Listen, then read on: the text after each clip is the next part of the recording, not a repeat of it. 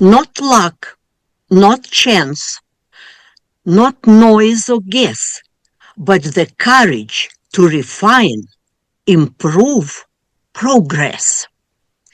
Evaluations, honest, clear, and kind, are the compass that shapes a champion's mind. Each insight shared, each thought expressed becomes the key to your very best.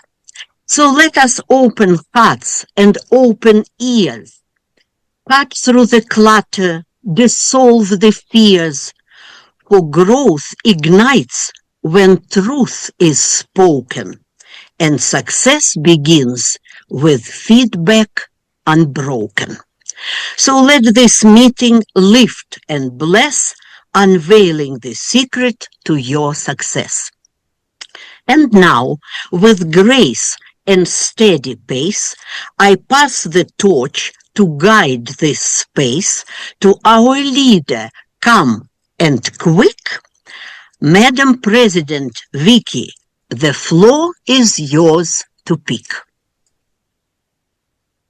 Spasiba, Tamara, thank you very much. Hello, everyone. Great to see you all. I'd like to say welcome to all of our members today, as well as our guests.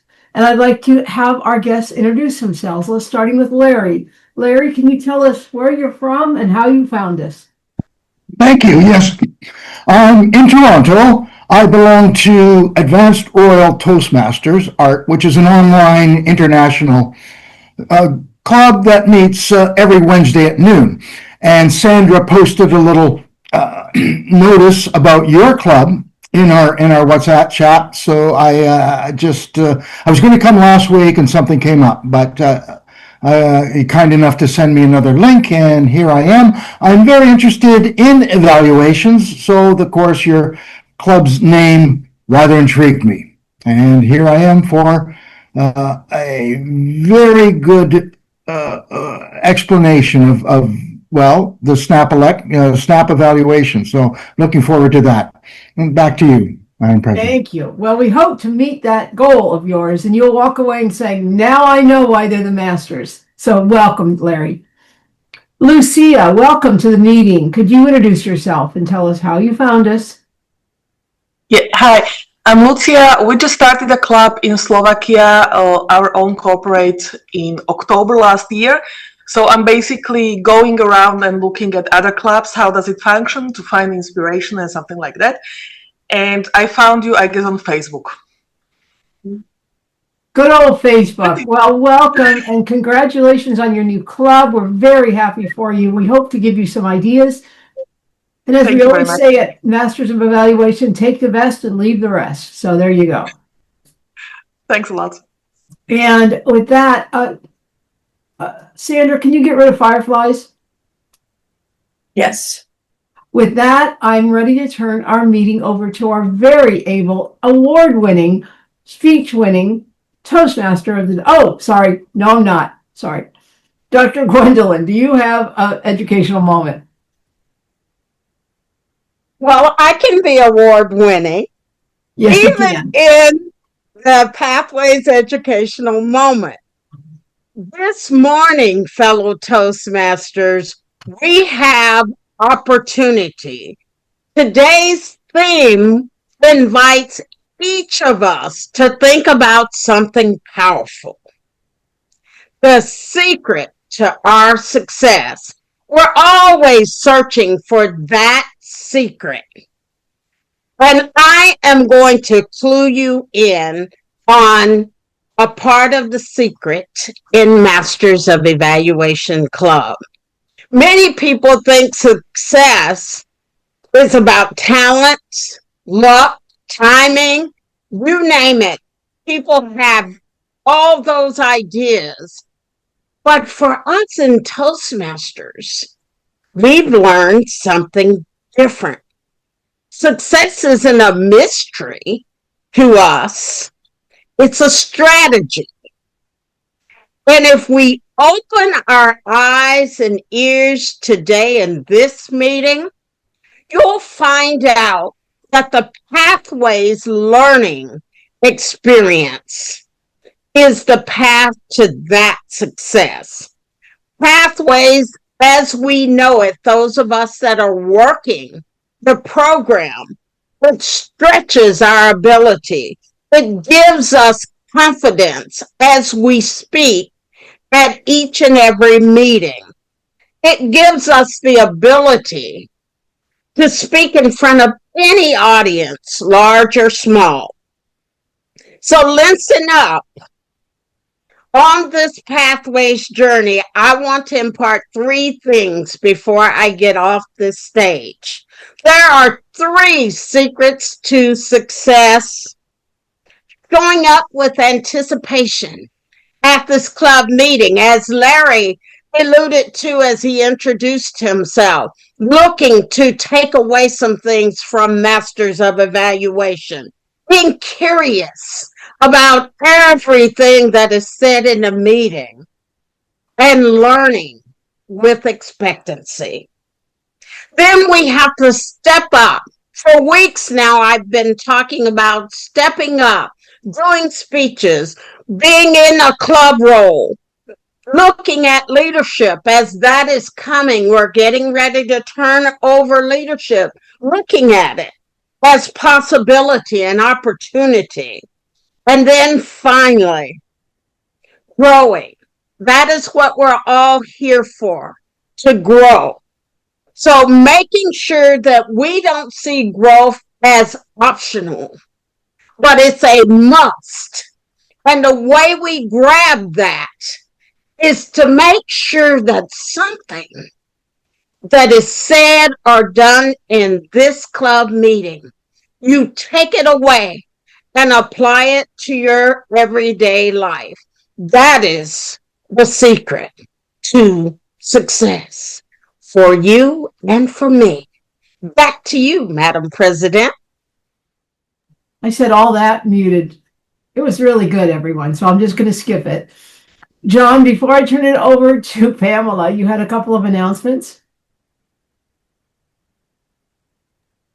I just wanted to mention that dues are due.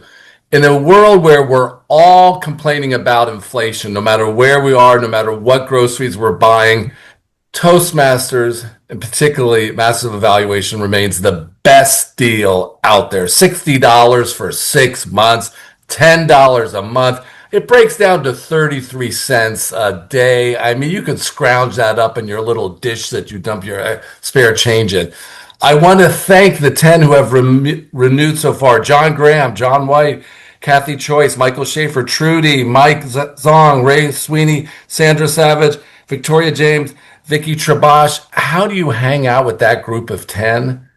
Well, if you're the other 15, you pay $60 and we become the group of 25 or more. Okay?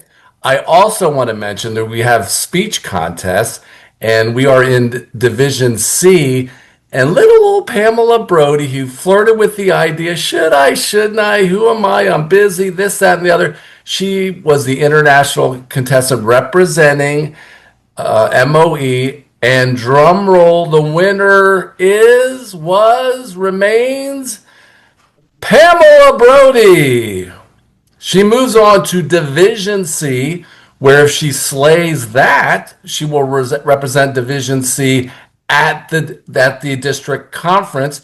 Pamela Brode previously, before MOE entered her life, represented herself as a tall tale in the district. It didn't go well, but with MOE behind her and the growth and what's happened to her in the last couple of years, who can imagine what will happen? So congratulations, Pamela. Those are my announcements, Madam President. Thank you, John. And also Mike Zong, who is a member. Oh, yeah. Competing in a different district. He won as well, and he credits MOE for helping him hone that speech. So congratulations to Mike as well. Yes, Mike. Congratulations. All right, now, you've heard of the double close. I always say don't do a double close in a speech. Don't do a double open. With no further ado, let's introduce our Toastmaster, Pamela Brode. Wow, thank you guys so much. What one thing that John did not say that you get when you come here is so much encouragement. It's so incredible. Thank you guys so much. You make me feel so good and so excited to represent you, and I get to enjoy the victory, and then woo, hopefully I'll bring it home again for you guys. So yeah, we'll be getting back on the road for the next one. So when Sandra, who's so great with themes, said, what's our theme? And of course, it was a secret of my success. Have you guys seen that movie? Old school Michael J. Fox. I just thought about him running down the hallway, changing his clothes. You know, he was working down in the mailroom and then pretending to be the big executives. And of course, it's not about me today. It's about you. It's about all of us here. The secret of our success is Dr. Gwendolyn stole it all from me. So I was just like, well, it's done. Showing up. She said it. I mean, what else is there, right? Number one, we got to show up. And I wanted to start this conversation with a question to all of you. What is your secret to your success? Maybe it's not traditional, by the way, but I'd love you to throw it in the chat. What is your secret of your success? Everything is so universal. But what was a time when you were successful and you could say, that's because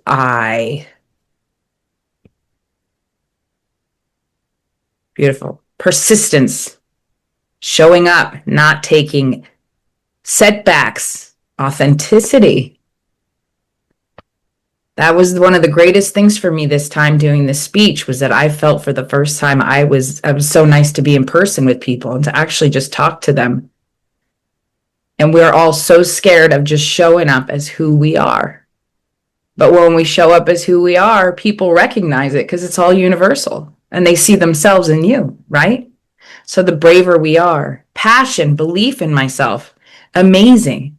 I want to tell you about a time I went to acting school in Los Angeles, and you had to get invited back the next year. There were some performances and you got a letter in the mail.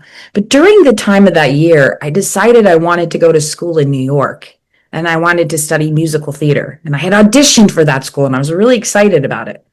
But we're still waiting for that acceptance letter. And my dad, he went to the mailbox and grabbed it, opened it up, and it was a rejection letter. And my father was so pained. I found out later on, for days, he couldn't sleep. He was so upset to tell me that I hadn't been accepted.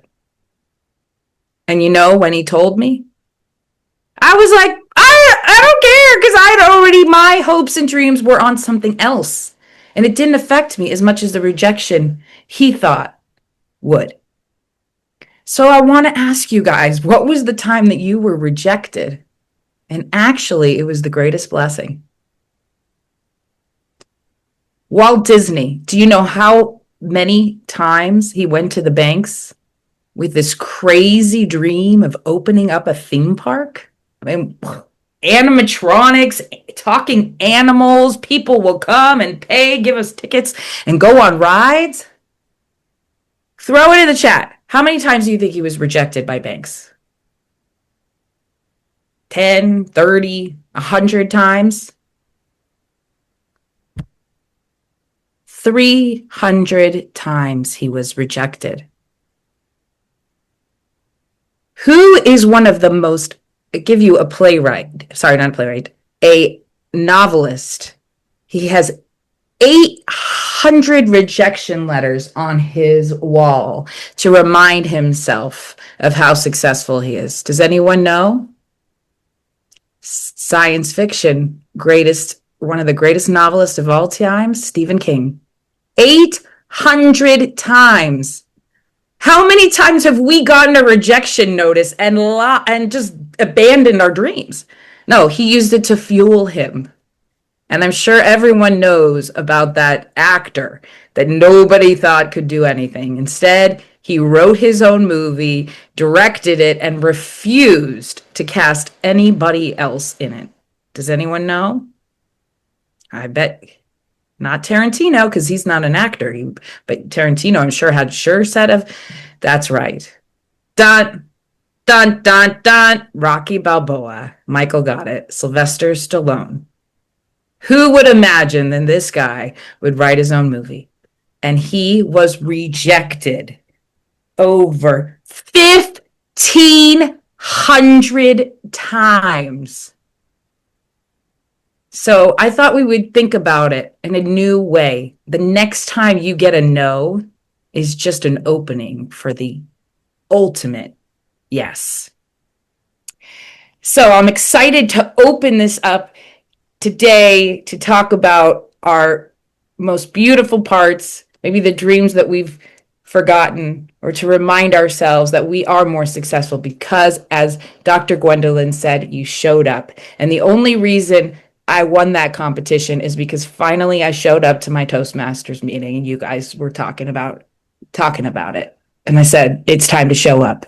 And then I got that encouragement from all these people here. So we're all here to encourage each other today as we open up the meeting. And I want to go to the most wonderful lady over there in my left corner, Miss Sandra Savage. You are our Zoom master today. I'm so excited to have you. I'll try to make everybody look good. I'll spotlight you when you're the speaker, and I'll spotlight the speaker and evaluator when the evaluation is done on that. For the rest of the program, though, I'm going to show everybody smiling faces. Wonderful. And Mr. John White is our general evaluator. So you already are doing such a great job. On top of it, sent me an email last night. It's really amazing, all of the care that goes into this meeting. John, Mr. Evaluator, general evaluator for today. Yes, I'm showing up, and I'm curious to see how our evaluators, Michael Schaefer and Sandra Savage, will say to our speakers, Tamara and John Graham. And then later on, I will give some notes about what I thought we did well, or areas where we can improve as a club and in our meetings. Back to you, Madam Toastmaster. Wonderful. And to my mentor, Miss Vicky over there, you are our of the day in grammarian. I'll counter. Thank you, Pamela. Today, the word of the day is insouciant. I put it in the chat, and it means free from concern or worry. That's what you get from Toastmasters as you become a good speaker. You become insouciant, and let me use it in a sentence. Pamela displayed no insouciance in her opening remarks. Use this word today. I'd love to hear it used 25 times. We can do this. I'll also be listening for improper grammar and thoughtful words or quotes. Back to you. Wow, insouciant, not to be confused with a Dr. Seuss novel, insouciant. All of you are showing up insouciant, and I know that a master of insouciance, I think we can say, is Mr. Michael Schaefer. We're going to hand it over to you as our evaluator, the first evaluator of the day.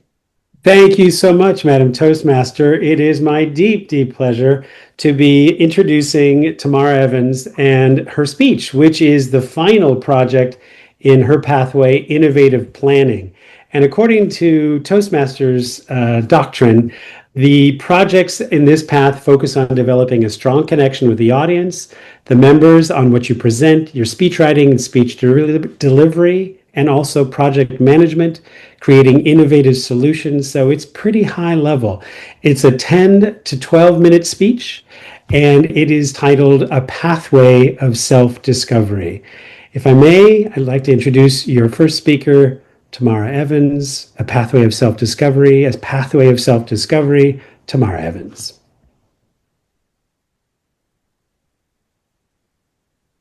Many people who finish a Toastmasters pathway often tell a familiar story. I was nervous in the beginning, standing there with sweaty palms and shaking legs and trembling voice. But now I'm confident. It's a good story, but it's not mine. My journey wasn't about conquering fear. It was about something far less glamorous. Noticing all the tiny, stubborn, uncooperative habits that refused to improve just because I wished they would. My pathway wasn't a triumphant march. It was a long, sometimes funny, sometimes frustrating investigation into how I am actually doing as a speaker.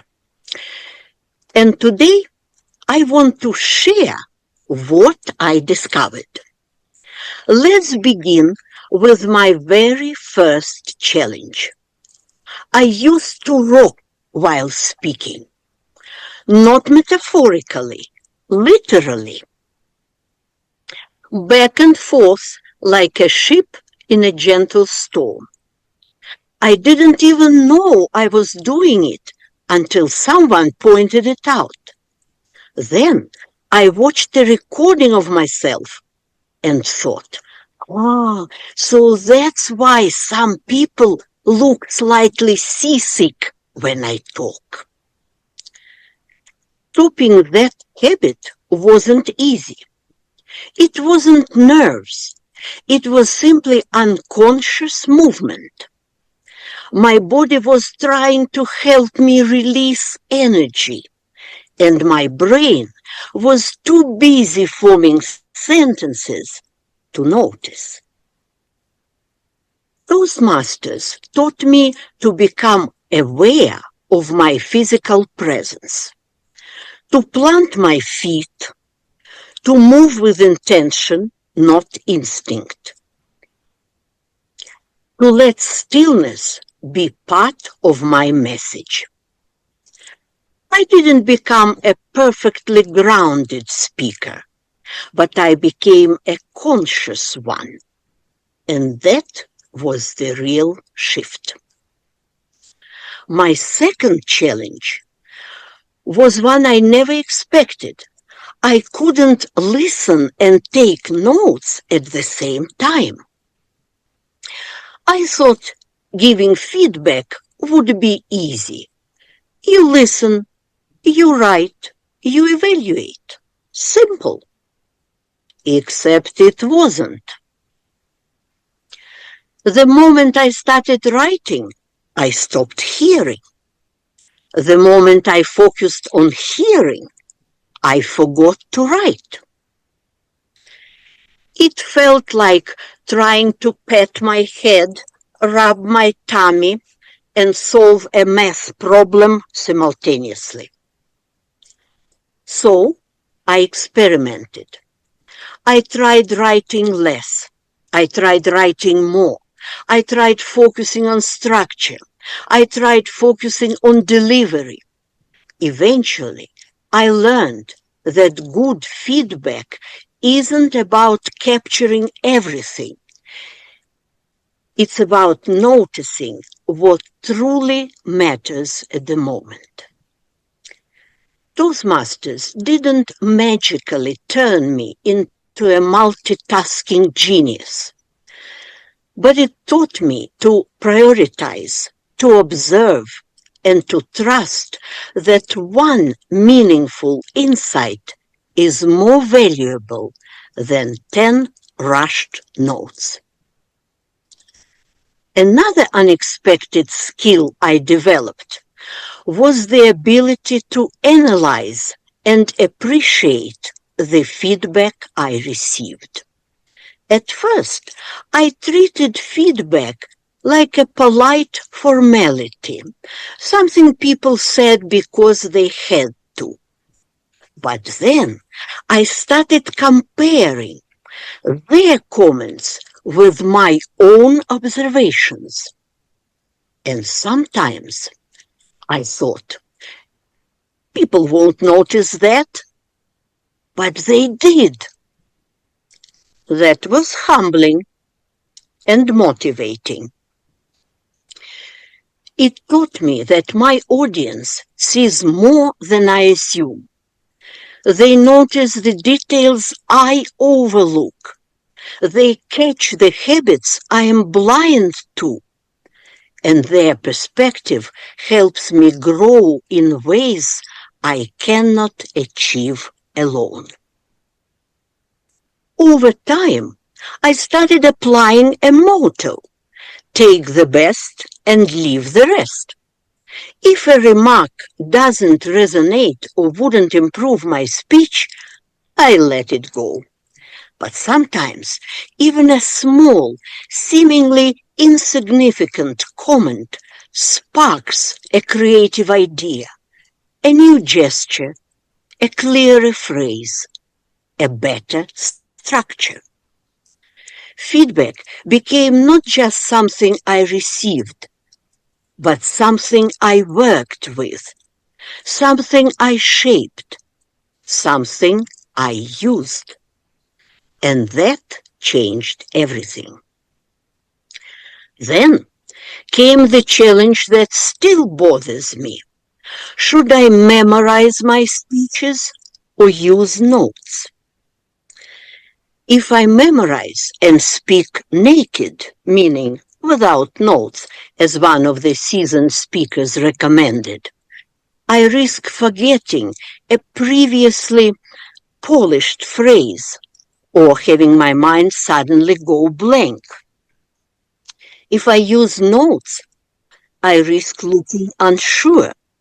If I try to do both, I risk doing neither well. I experimented with everything. Fully memorized speeches, bullet points, a small card, a printed sheet taped on the computer screen, even the "I'll just wing it and hope for the best" method.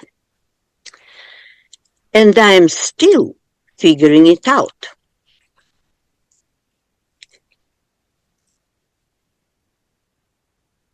What I learned is that there is no perfect answer.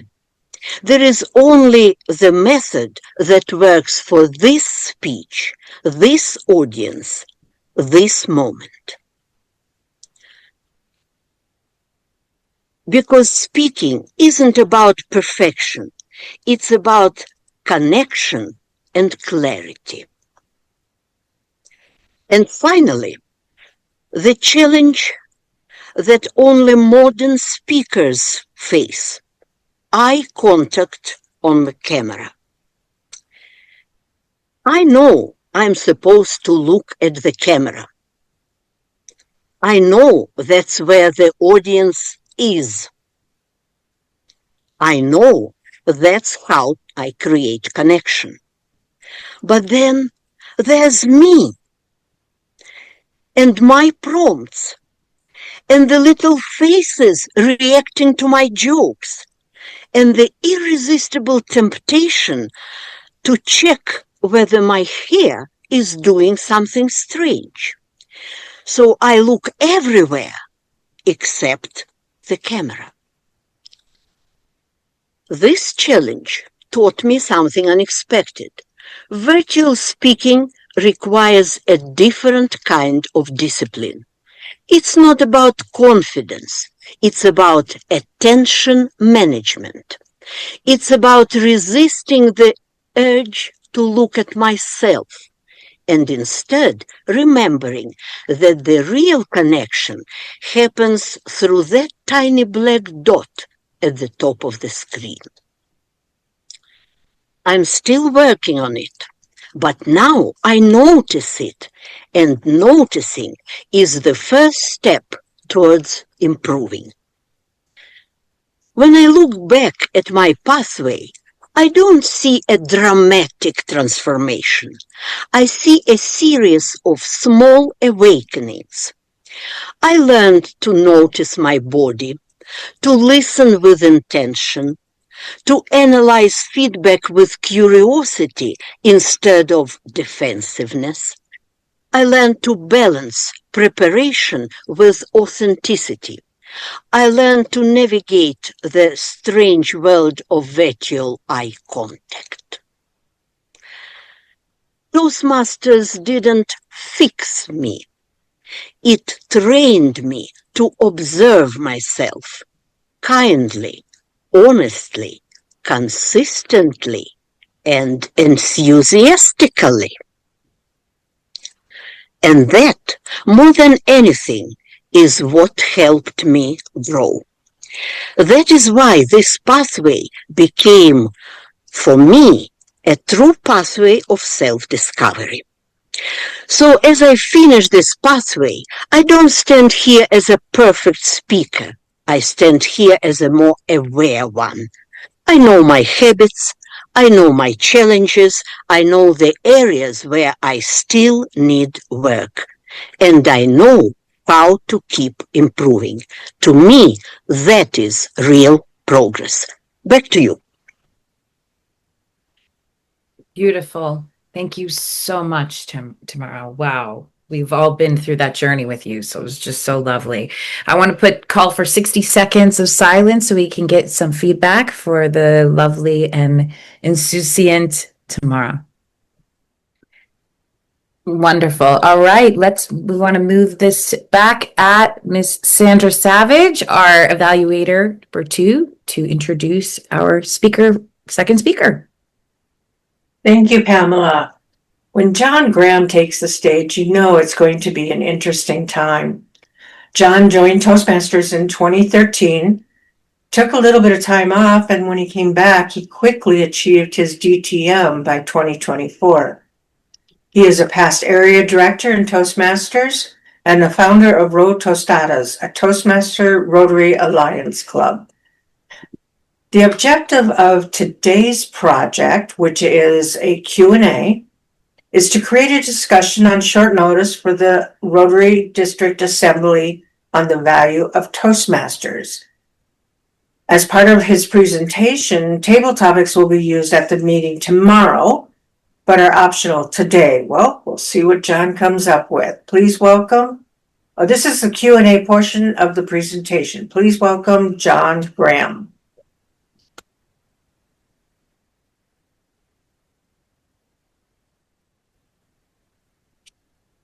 Actually, this is not the Q&A portion.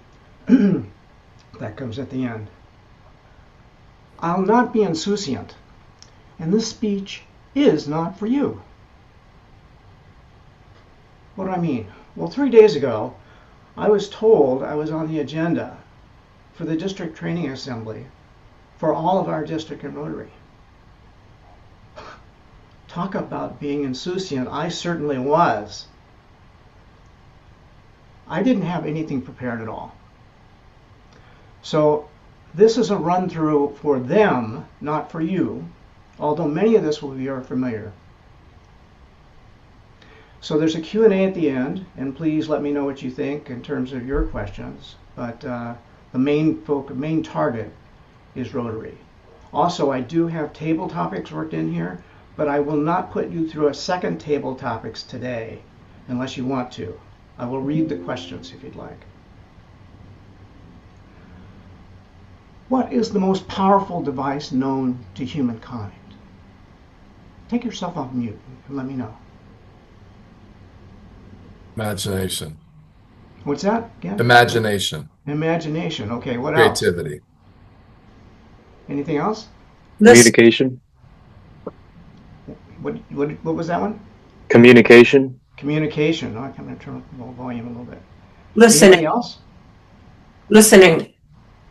Listening. That's a good one. Hearing. What's that? Hearing. Okay. Yeah, that's part of listening. Important. Very important. Anybody else? Innovation. Innovation. Very good. Very good. All right. Well, it's not the smartphone. Nobody came up with that.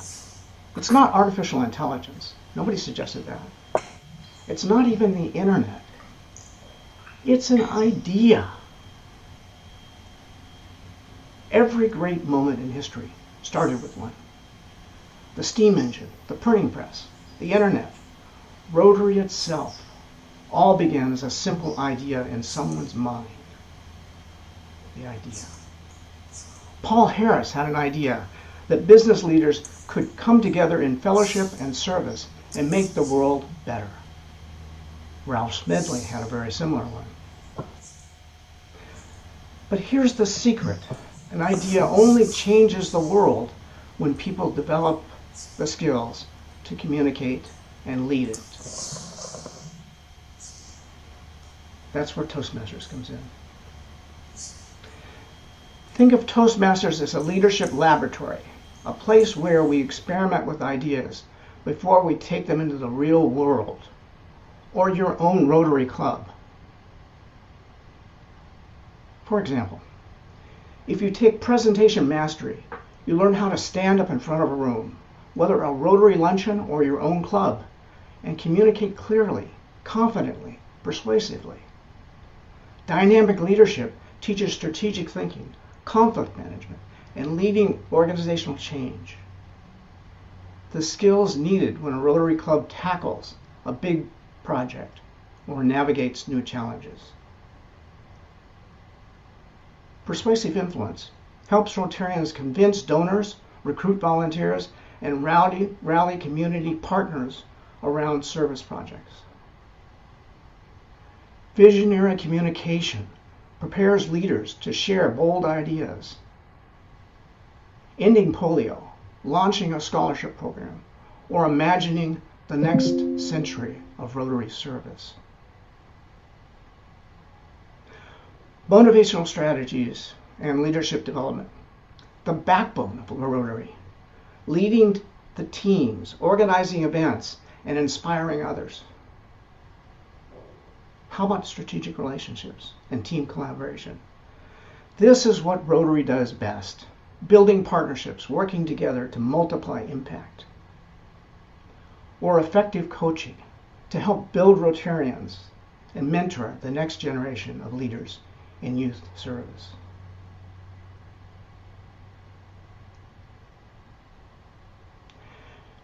And of course, it helps to learn a little humor. Sometimes the most powerful leadership tool is simply making people smile. So what's the connection?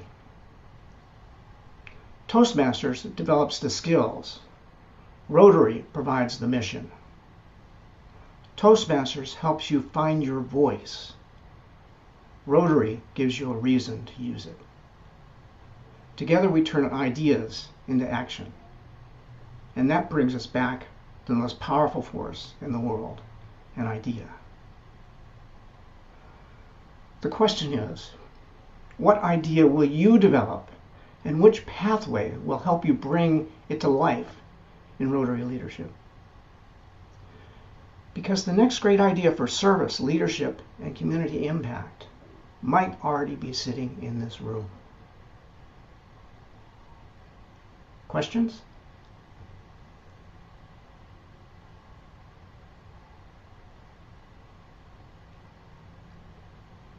Take yourself off mute if you have any questions. So, John, this is Vicki. Are you saying, who is this speech to? Rotarians or Toastmaster Rotarians? This is to Rotarians that are not necessarily involved in Toastmasters. Okay. So that's why I said at the beginning, this speech is not for you.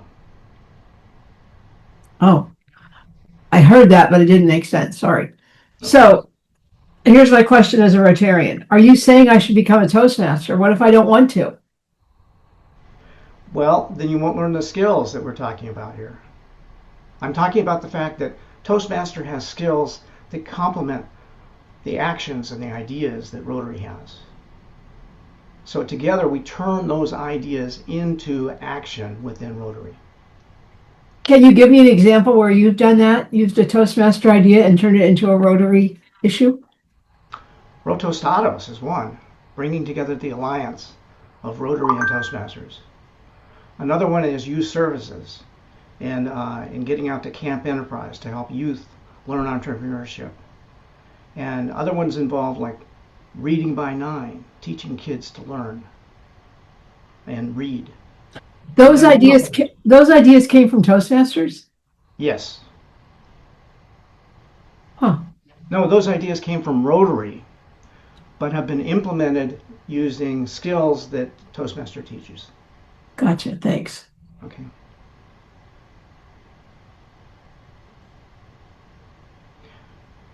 Okay, any other questions?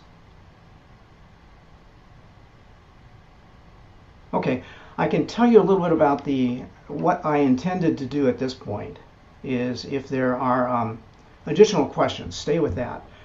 The way this is structured, there are 3 presenters in 45 minutes. So there's a 15-minute slot for each, and likely that's going to be a lot less than that. So I made this kind of very flexible. And after the Q&A, I've set up a series of table topics. And I explained to people one of the tools used in Toastmasters is called table topics, which teaches you to think on your feet. And that's perfect for a Rotary board meeting where you have different divergent thoughts. And it's a 1 to 2 minute extemporaneous response to an unknown question. And then I'm going to ask for people that want to volunteer. And this is all contingent upon how much time we have at the end. I can run some of these questions by you. One idea that can change the world. What is one simple idea you've had or heard that made a big difference in someone's life? Many people join Rotary because they want to make a difference. What inspired you to become a Rotarian? Or what would inspire someone to join Rotary today? Rotary's motto is service above self. What does that mean to you personally? Rotary meetings often include announcements, projects, fundraising ideas. If you could invent one completely ridiculous Rotary fundraiser, what would it be, and why would people actually pay for it? And imagine Rotary had its own Rotarian superpower. Would it be raising money instantly, organizing volunteers in seconds, or finding the perfect speaker every week? Which superpower would you choose and why? So I have lots of other questions if we run out of, if we have extra time, but I'll just leave it there, Ms. Toastmaster. Thank you so much, John. And let's put 60 seconds on for feedback for the wonderful and always kind John Graham. I know we're on a tight crunch. Do we have a third speaker? I think we're at the Victoria James table topic portion. Oh, wonderful. Thank you so much, John, as I pull my... And let's, I know we need to lost some time here. Victoria James, if you would take over table topics and bring in the fun. Awesome.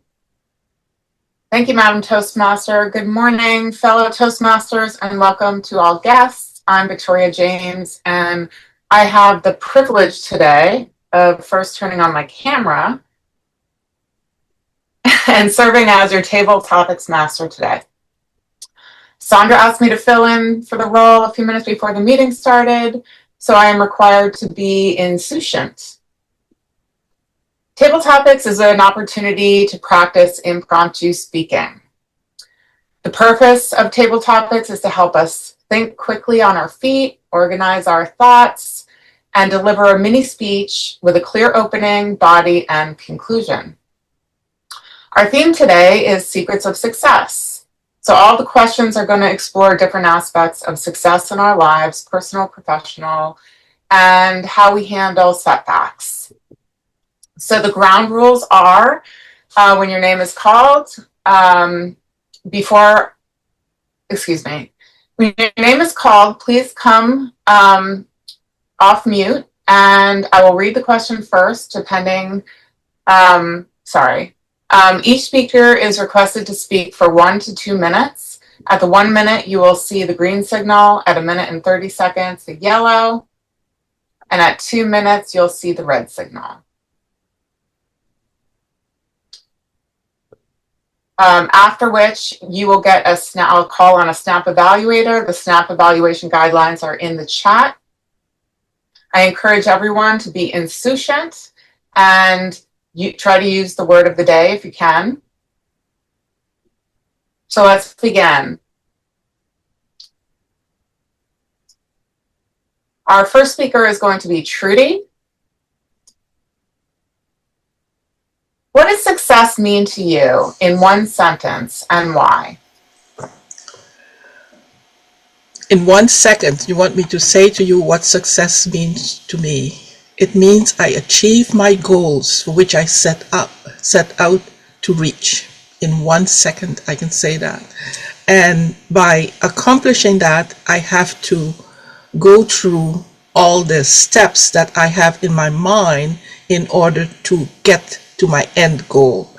And it's not always easy, but you have to think quickly, how would I do that? So you have to make up whatever circumstances you're in, some interesting things that can be done to convince the other party so that you can be successful and eventually becomes very insouciant, if I say the word right. And that is not always easy to do because it takes time to get there.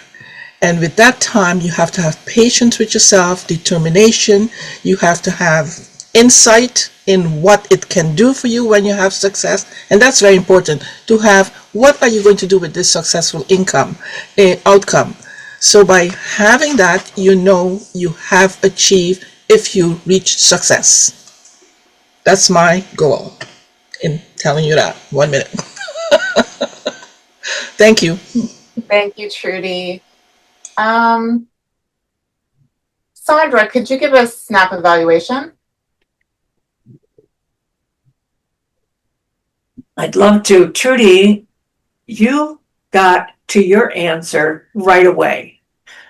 This was an excellent table topic example in that you knew what you were going to say, you said what it meant, you defined a few things, you used the word of the day, you were in command of this question. And that is a strength that all of us can learn from. And I was so impressed with the quality of words, but more importantly, the quality of thought. Thank you. Thank you, Sandra. See, for our next question, Dr. Gwendolyn, if success had a soundtrack, what song would be on it and why? I believe, thank you for the question, that the soundtrack to my success would be I Will Survive by Gloria Gaynor. Life brings us storms and passes us through many things, which Pamela alluded to this morning, talking about how many things that we have given on because we were rejected.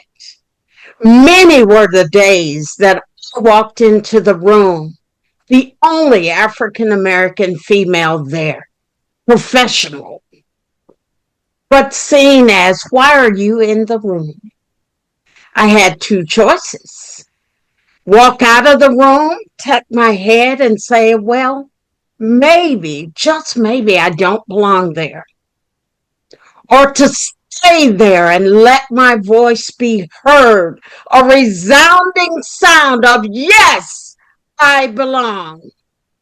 Back to you, Madam Table Topics Master. Thank you, Dr. Gwendolyn. And I'd love to hear a snap evaluation from Michael. I'm so grateful. Thank you, Madam Table Topics Master. I have to say, Dr. Abington, when you said Gloria Gaynor, I said, yes, because it's kind of a guilty pleasure for me. Like whenever that song has come on in my life, I've said, that damn guy breaking up with her. And I just, and I'm like, wait, who am I again? It's that good a song and that good a message. So you got me. But your authority is always without question when you speak. There is a moment, and I've been sort of on this thing of like, give us an example. And you gave us a classic, powerful way that works. Did anyone have the same reaction when she said, there have been many times when I was the only female Black person in the room? Did you just not go, okay, tell me more? That example is what carries the day. Thank you very much. Thank you, Michael.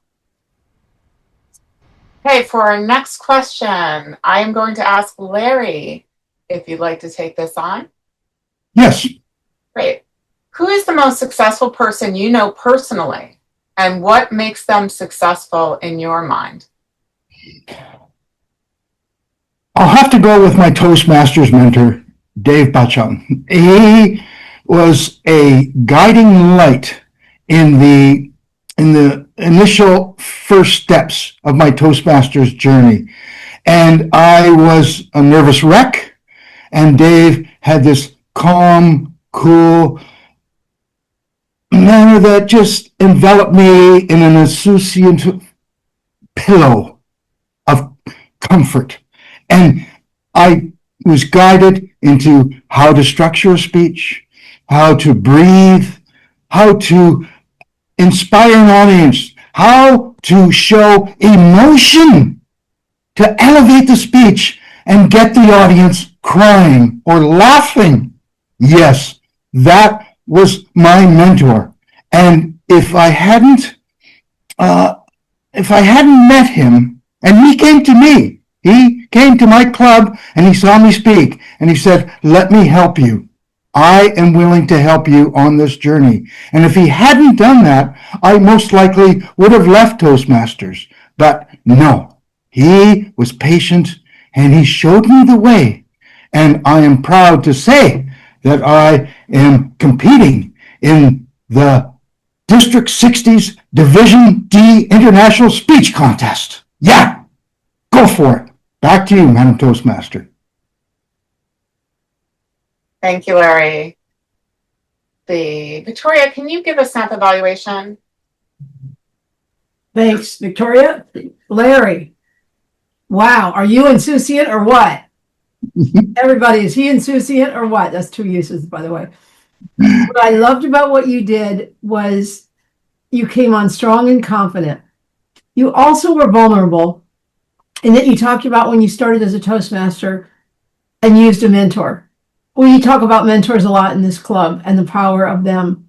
But your vulnerability of speaking about how you use your mentor and what he meant to you, and then you finish with the story of where you actually have gone to now. So congratulations and good luck at the district level. Back to you, Victoria. Okay. I'm wondering if Lucia would like to take on a question.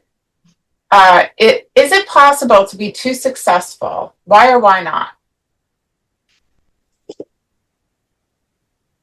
Now I have I don't know what to say, because on one hand, yes, because it will go so much into your head that basically at the end you are so successful that you fail at being a good person.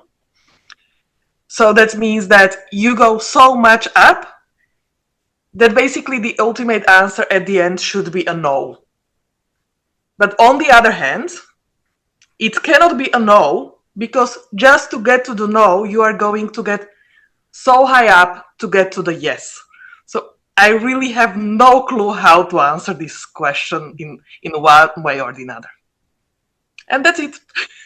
All right. Thank you, Lucia. Maureen, are you able to give a snap evaluation to Lucia?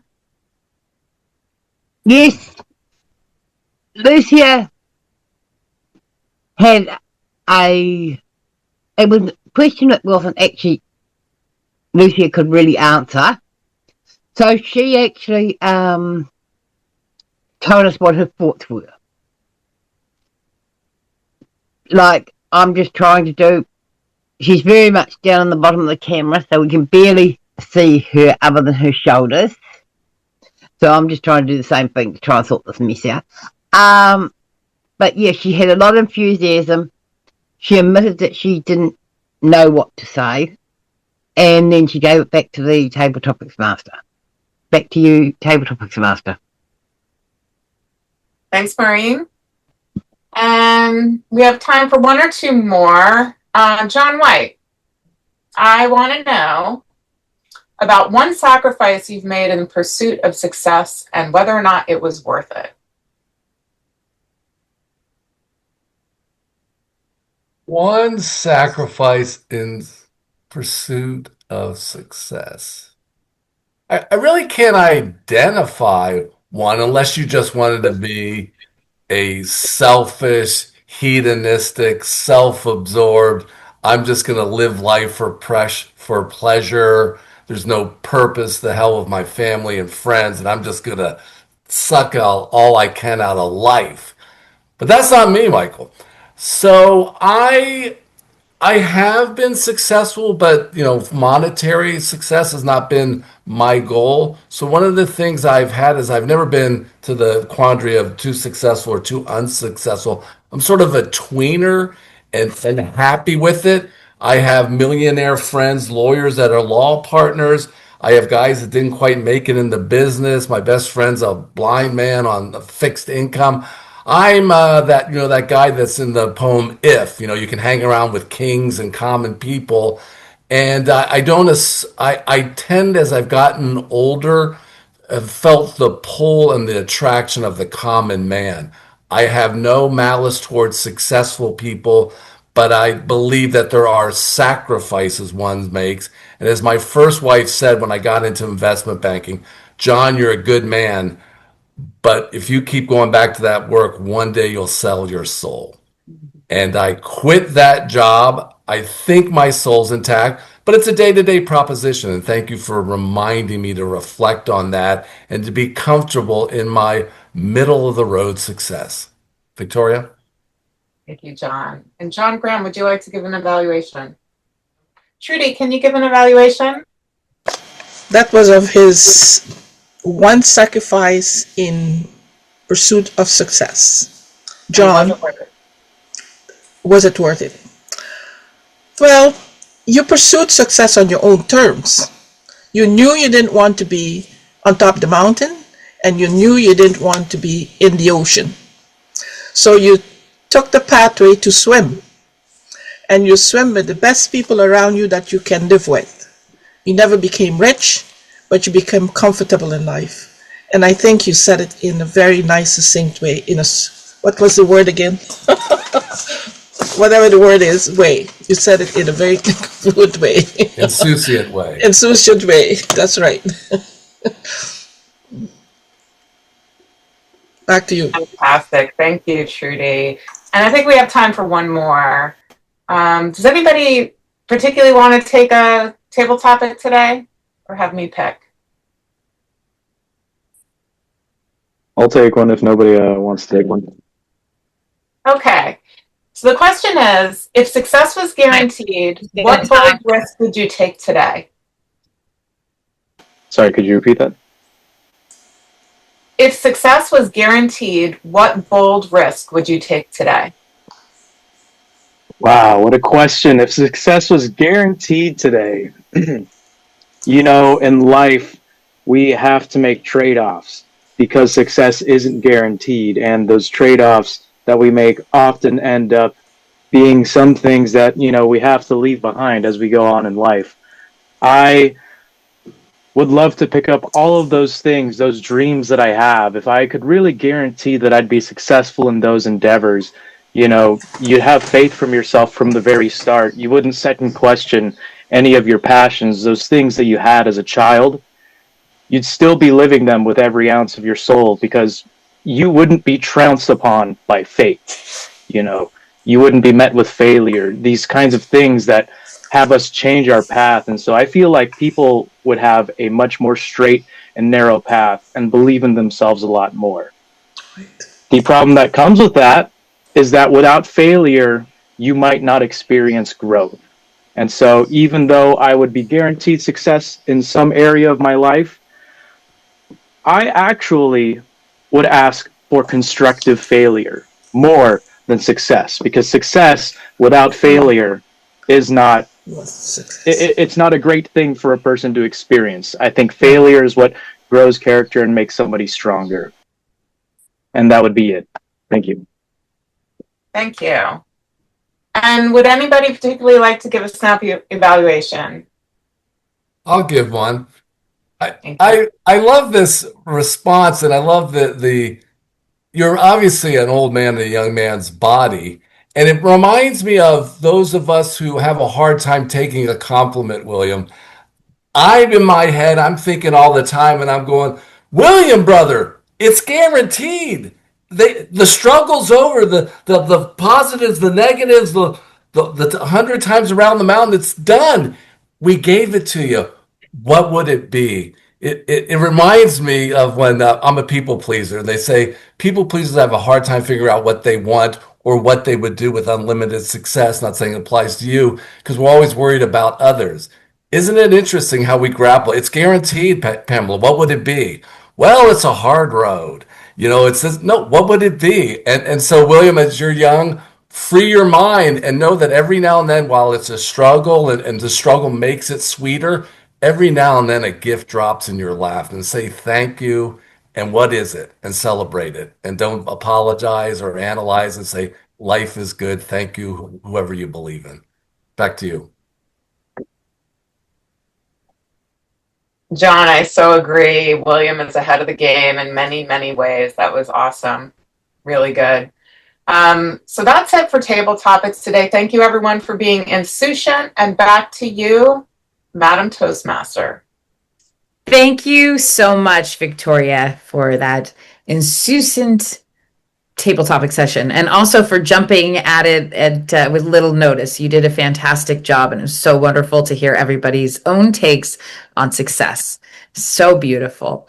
So I did not get a chance to introduce the wonderful William, but wonderful William, would you take it and give us your timers report for our session today? Sure, yeah. For the timers report, let me go ahead and, refer to the times that we had. Everybody was well on time today. We didn't have any, serious, errors in terms of people going over time. But we had Tamara Evans at 11 minutes and 25 seconds, and we had John Graham at 10 minutes and 32 seconds.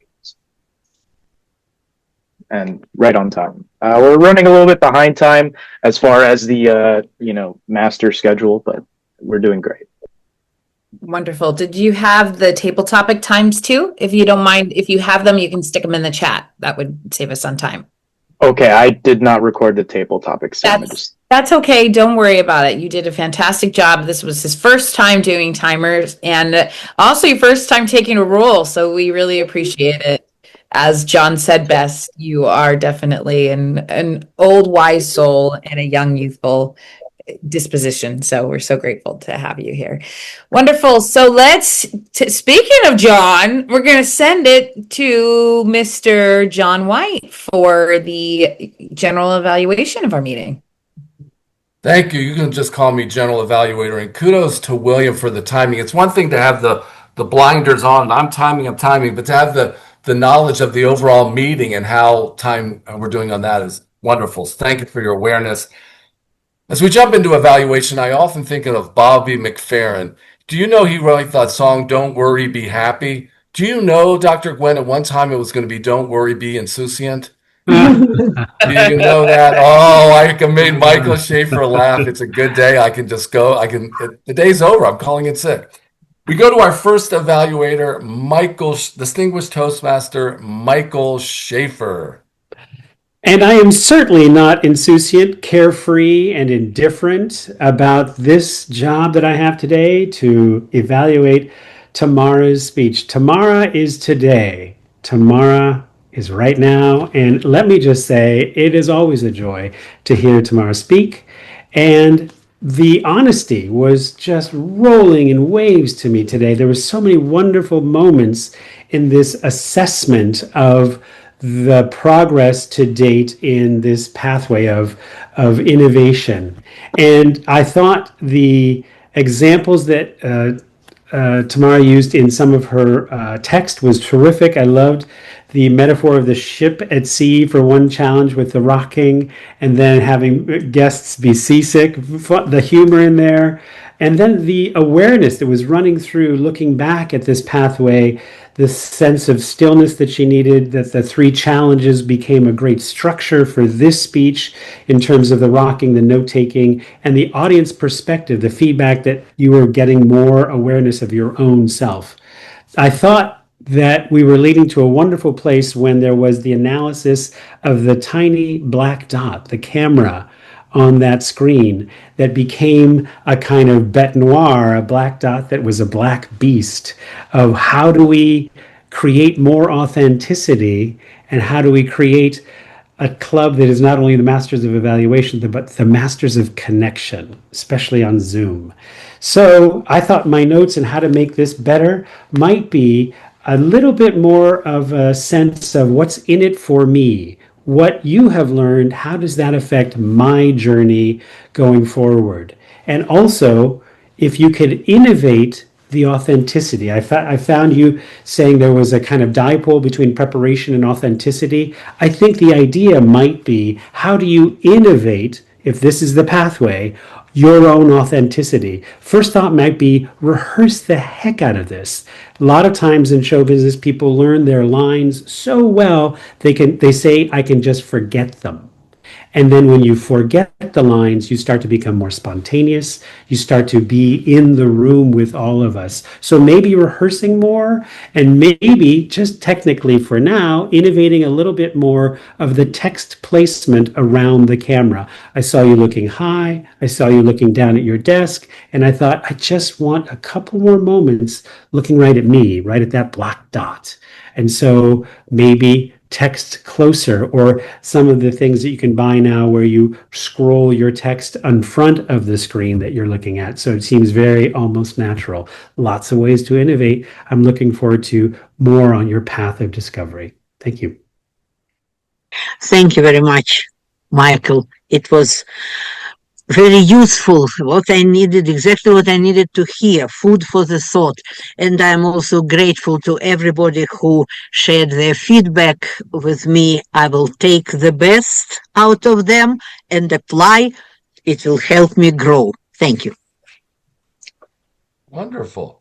We now move on to our second evaluator, distinguished Toastmaster Sandra Savage, as she evaluates John Graham's speech on Rotary and Toastmasters. Okay. Having a little bit of computer problem there. John, thank you first of all for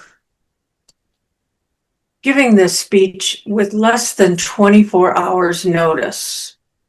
John jumped in when we had a vacancy, and he came in with his speech. And it's not, the Q&A period is fun but challenging. Today, John, I noticed your facial expressions, your head gestures, your voice being the most normal and real and just easy to follow along with. You seemed very much just natural, and it helped with your message. However, a lot of us could not hear you, so you may want to consider testing your mic before you speak. It was so quiet that even turning it up, the closed captioning guy couldn't even hear what you were saying. So just check on your mic. The review of the paths was great, to be able to articulate which path offers you what opportunity. And I think that is important with Rotary, because they're not as familiar with the Toastmasters program. And I know you did this in less than 24 hours, but I had a feeling that I didn't quite know where you were going with your speech. And so I think a stronger opening, saying, today I'm going to review for the audience or for your benefit, and then state what you're going to say, and then say it, and possibly even wrap up with an ending that tells you that that was what you covered. And I also heard some computer dings. I don't know if that was you, but everybody else was silenced. But you might want to just check on your sounds coming off of your computer. I'd like to ask you, John, if you had had more time, what would you have changed about your speech? Number one, Sandra, the first thing I would do is check my microphone, which I did when I first got messages about that. But I realized that I can't change it when I'm muted, and I can't change it when I have one. I have to fiddle with this. I'll make it better. Is it better now? No, not really. No. Okay. All right. Okay. So I still have to work on it some. Right. So that, number one, that would be the thing. I need to realize that that was something I've heard before about my microphone, and I didn't have a time to really, I didn't remember to check that, to try to change it. And this next time I definitely will. Fortunately, Saturday I'm going to be live in person, so it'll just be me, you know. And I would change. I have a lot more examples, and if I turn this into a more substantial speech, there are lots of ways to do that. But then that doesn't leave the time for Q&A and table topics. Basically, the Q&A is really the crux of what I want to get to. And I want that to come from Rotarians that don't know about Toastmasters. I want them to be like Vicky, asking me questions and not understanding maybe where I'm going with the speech. Mm-hmm. And what I intended to do was, first of all, let you all know that this was not a speech for you, it was for Rotary. Maybe I need to make it clearer at the beginning if I was doing it for you again. And the other thing is that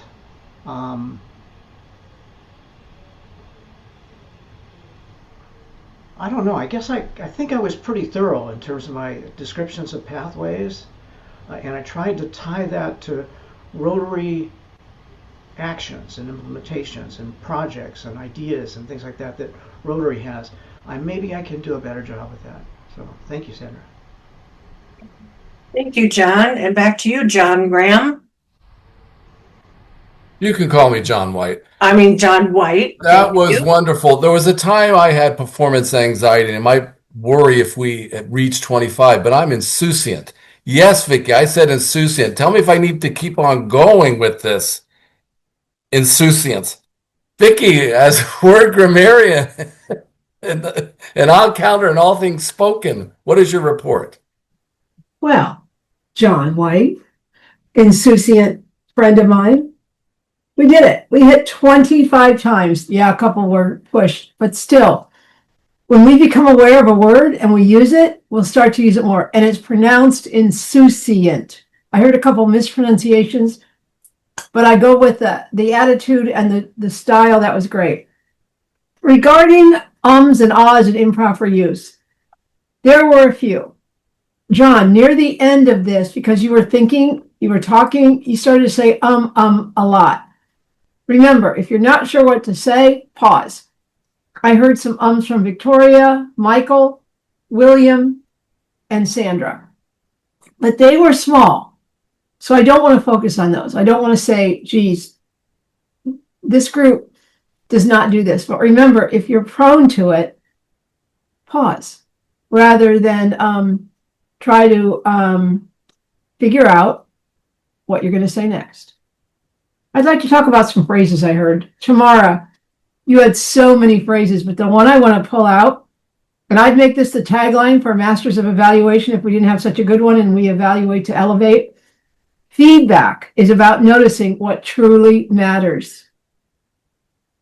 That was brilliant. John Graham, Toastmasters, excuse me, helps you find your voice. Rotary gives you a reason to use it. I'd almost start with that. That was great.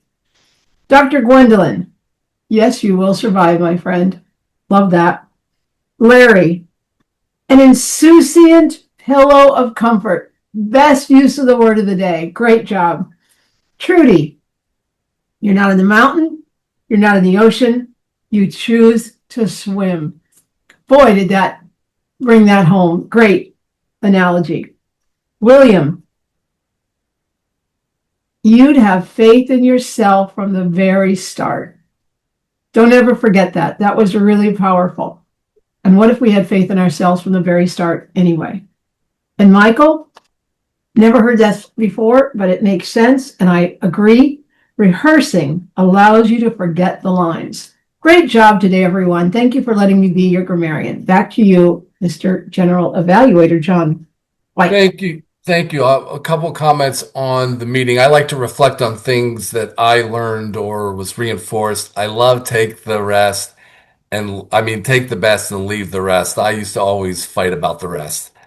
I also noticed the difference between when Tamara mentioned about reading your notes versus being naked. And it was a great phrase. There takes courage. And one of the bad things about Zoom is there's always notes, and I find myself doing it. So let's be naked a little more is what I'm saying.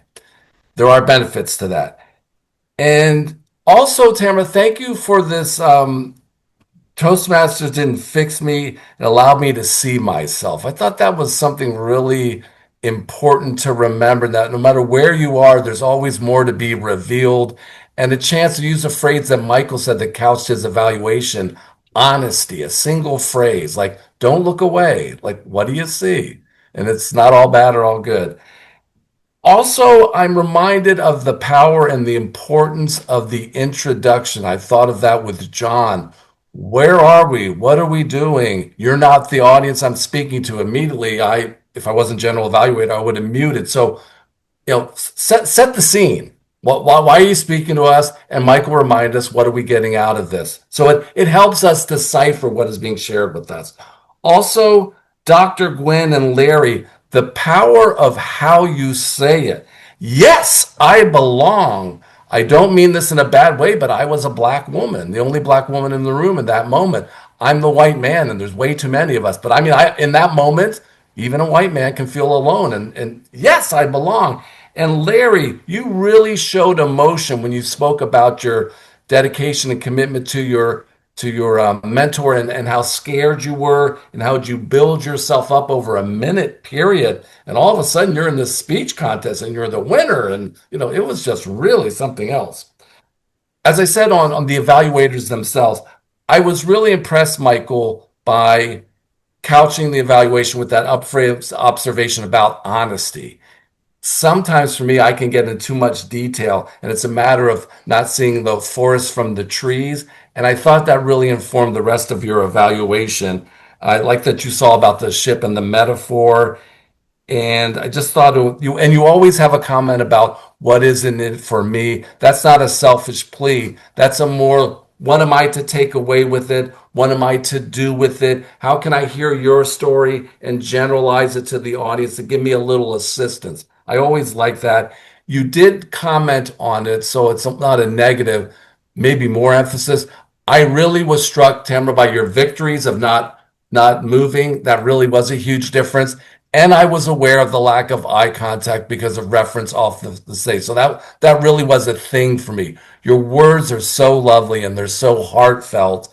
But when you tell your mom that isn't my pack of cigarettes and you're looking away, mom doesn't believe me. So I want to see that. And also I want to hear that. Finally, Sandra, you did a great evaluation. I think you reiterated the point of the power of the opening. Like, what am I going to tell you? And I'm going to help us guide what is to be shared with us. And finally, I think this is something we've added to our meeting, this give and take between the evaluator and the speaker at the end. What value did I bring you? John, what would you have done differently?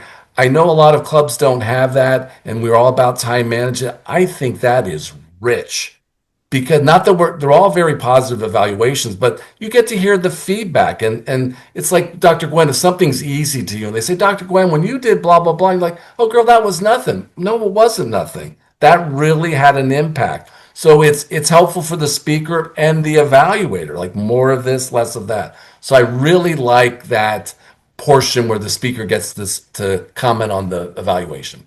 So with that, it is my pleasure to turn it back to our Toastmaster who did a fabulous job, Pamela Brode. Pamela? Thank you so much, John. And I really wanted to take a minute to just say, Mr. General Evaluator, I am not insouciant all the time about being Toastmaster. Very much so because of the great John White. You are always such an incredible Toastmaster. And for those of you that were not at the competition on Saturday, last Saturday, he was so incredible. He had such a beautiful speech of being a Toastmaster. He had some great jokes. Arsenio Hall, I wanted to get up there. But I thought that might not go so well. But John, you did such a fantastic job. So thank you so much for jumping up. And I think I wanted to end it with something totally different but after being present with you all, the secret to our success is very, very clear. It's each other. And Tamara, wow, what you said was so great. You know, keep the best and leave the rest. But the truth is, this group, as we come together in such a beautiful, everybody wants the best for each other. So it's very, very seldom that it's just some mishigas, for lack of a better word, that someone else put on us. Usually the feedback is real and constructive. And to watch our journey, and Tamara, I never said the rocking, and when you said it, I was like, oh my gosh, whoever gave you that feedback was so great, because we all knew it, but we never verbalized it. So every time we give one of our members feedback, and every time our members grow, it's really a treasure to us all. We are all part of it as we grow together. So for us here today, and as our Toastmasters, our secret success is showing up and receiving. Larry, thank you for joining us and speaking with passion, and that is so part of it.